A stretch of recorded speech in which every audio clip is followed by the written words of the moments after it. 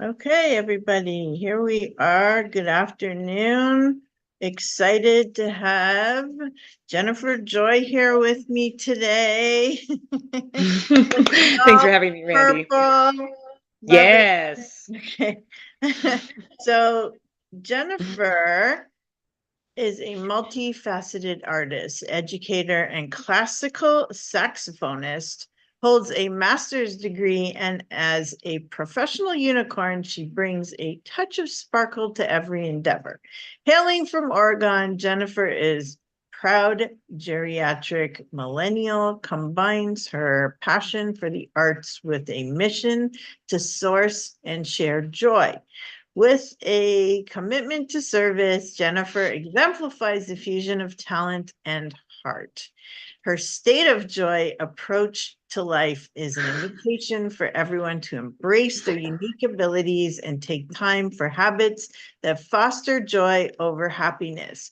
More than an artist, educator, or saxophonist, Jenifer is a beacon of inspiration, reminding us all of the power of joy in sustaining a meaningful and fulfilling life. And you will see the joy in her in a minute. So Jenifer Thank is you. going to speak on how to sustain joy in everyday living, and I can't wait to hear all about it. Yes. It'll be a great one. Okay, Yeah, I'm looking awesome. forward to sharing with you. Thank you. Thanks for being here. Okay, so you've given yourself a title of professional unicorn. Tell us more about that. Yeah. Professional unicorn. I'm pretty sure I might be the only one out there, but if you've checked out the recent Netflix, there's actually professional mermaids out there. So, anything can happen. But really, I became a professional unicorn because I was looking for a way that I could combine kind of my saxophone and my stage and I found that when I went into the adult world, I was still stuck behind a computer doing emails. And I was like, there's got to be another way. So I met someone that was a birthday party entertainer. And I didn't know that that was something that existed. And so I thought, oh, yeah, I look great in spandex. Like, let's get in that purple suit. And so I invented this like thing, but it also gave me a vehicle to be a character that then wrote shows and performed them and was able to talk about world travel and classical music and the classical saxophone. And so it became like a way to make my personality more approachable or more like, I don't know, resonant with kind of the masses once I donned that rainbow spandex suit and started prancing around. So really it's all about educating while entertaining. And so, and then of course, birthday parties are bread and butter. And really that's how I made my money for like 10 years. So I think professional means that A, you're getting paid for it, and also that you know the most about it. So when it comes to unicorns around the world, it's not like this flimsy thing. It's actually this really rich, um, deep mythology that goes throughout all sorts of different cultures. So, it's just kind of a thing. Well, you created your character, right? And you became a professional with it. And yes, you Yeah. earn money doing it. And, Yep. that's your persona, your business persona per se, right? Yeah, genuine. With Jen, you win a There genuine you go. unicorn. Ding ding. I mean, it's just so classic. I just loved it. Yeah. And you're bringing it to life, which is fantastic. Okay, so But when did you discover you were a unicorn and how did that come to be? oddly, I was in my early 30s.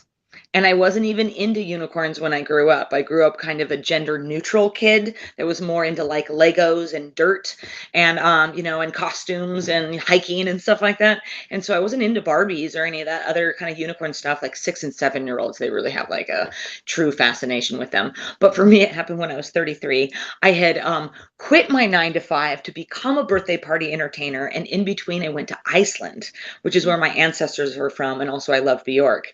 And the Icelandic unicorns were quite unique. And I just had these impressions when I was there. I was also mentally thinking about who my characters were going to be.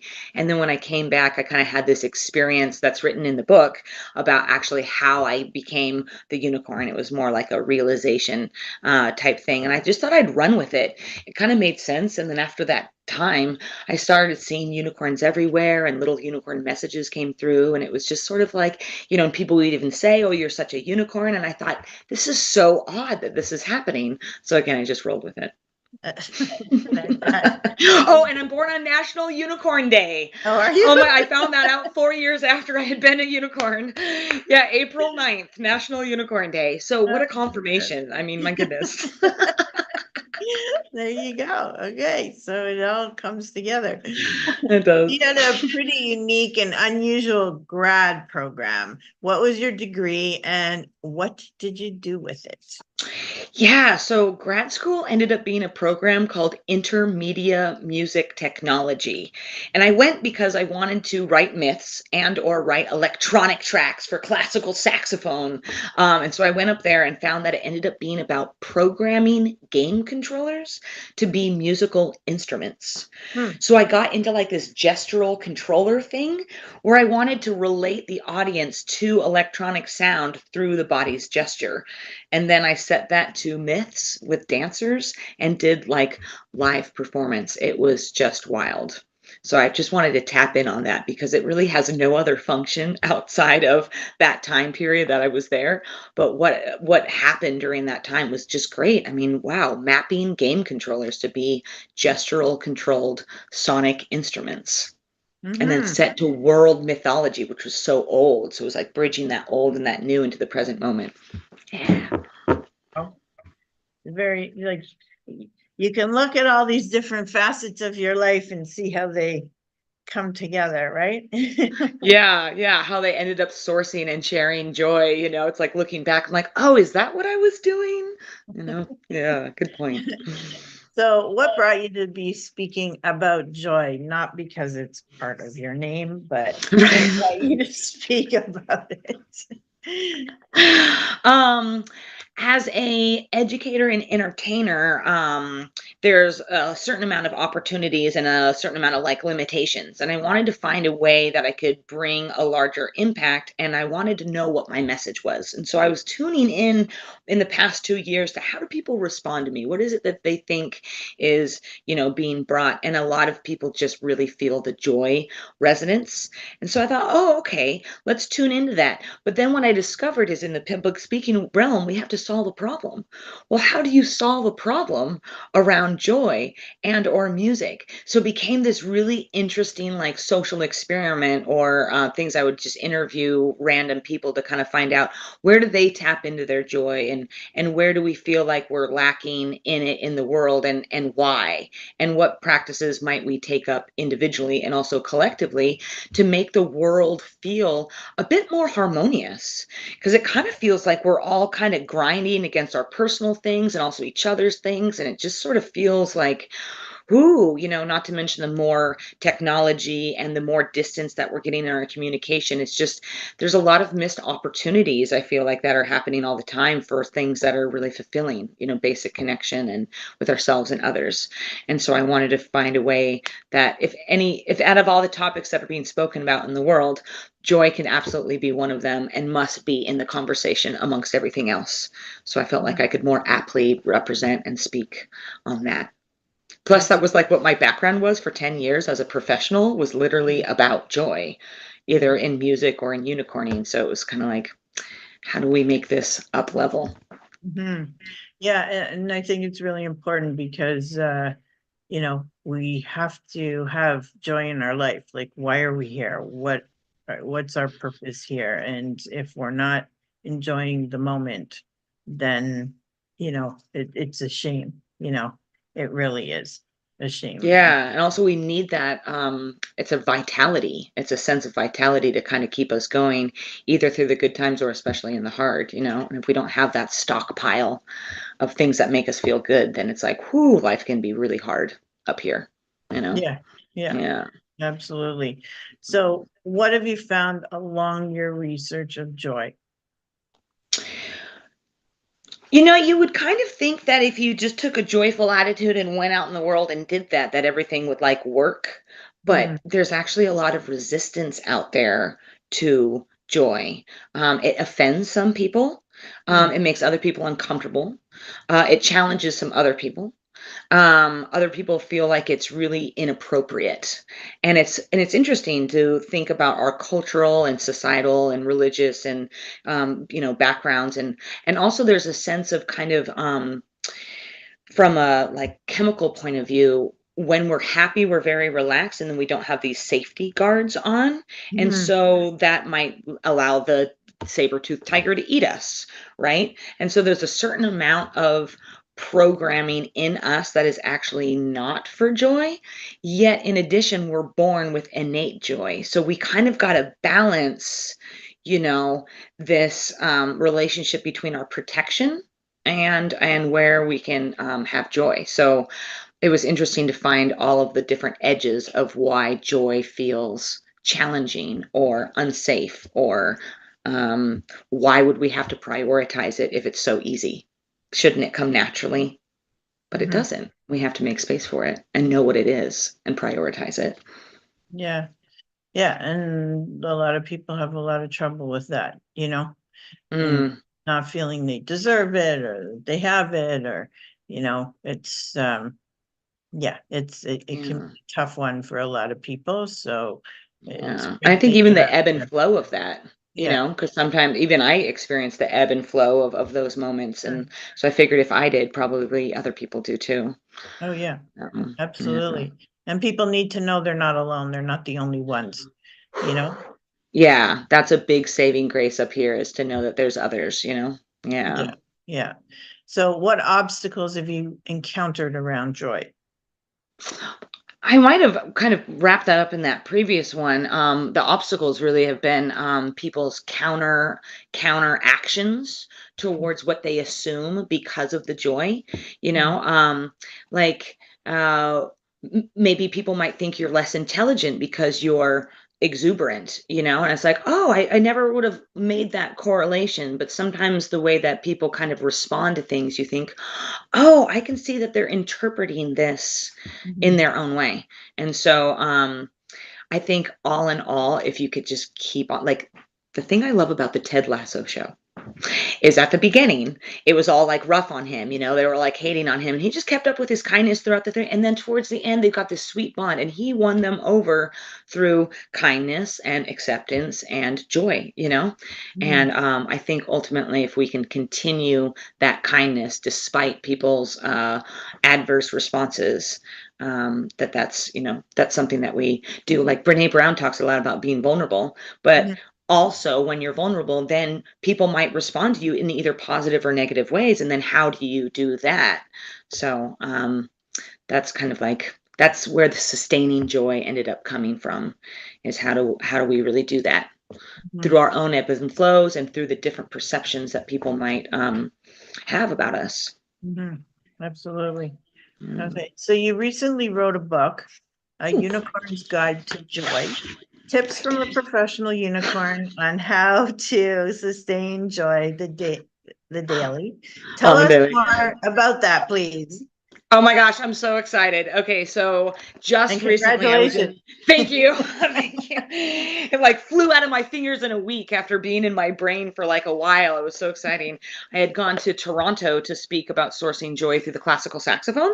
Oh, cool. And yeah, thank you. Yeah, that went really well. It was so fun to be able to bring my saxophone out and play it in that setting. I like the idea of keynote concerts where you like play and you educate. I didn't know that was a term, but it's already what I do. So I was like, great. Now I've got a term for what I do. Um, and then when I came back from that, I was really inspired by the other speakers that I got to share the stage with, and also my mentors that had assisted me on the way. And I noticed that everyone's got a book. And I thought, I can do this. And I'd already been formulating and collecting some research and some information and all this kind of stuff. And so finally on a hike, it came to me in 9 chapters. And I was like, whoa. And then for the next like 2 or 3 days, this was like winter break, 4 days before Christmas break is when or before Christmas actual is when I busted this out. Yeah, it's got all sorts of fun things in it. I just redid the new version last night, so it'll be up on Amazon. But there's things like, these fun little joy fodders. Your quirks, passions, and traits are the very essence of your brilliance. And by honoring your uniqueness, you discover unparalleled joy and self-acceptance and inspire others to do the same. Just like little fun quotes and activities. And yeah, really, it was just really fun to make. Just Nice. flew out of the fingers. You know what? So, and with that, we're going to actually be doing 4 things from the book. We're going to go over the 5 pillars of joy, and we're also going to go over a toolkit for how you can amplify your joy. And then we're going to go over 6 steps for a joy-centric map. It's kind of like things that you can do to kind of like build what your joy is. And then after that, there's activities so you can uncover your zone of genius if you have or haven't already or want to go deeper in that. It's just fun things to think about to find out, who are you really on the inside. Perfect. Okay. And we're going to get to that very shortly. You are a creative being, so tell us what you're up to. Oh my goodness. Well, besides, writing the book, I also have a Genuine the Unicorn app that was released, and that's free, and that's just a gift to the world. It's got all my stories and songs and shows and my music album that's on there. Genuine the Traveling Unicorn is a book, and it just is getting published as well. And then State of Joy Art is a magazine that I make that connects the feminine in art and nature. And so that's something that exists as well. And so it's just so fun to have all of these different expressions for different age groups of ways that we source our personal joy and share it.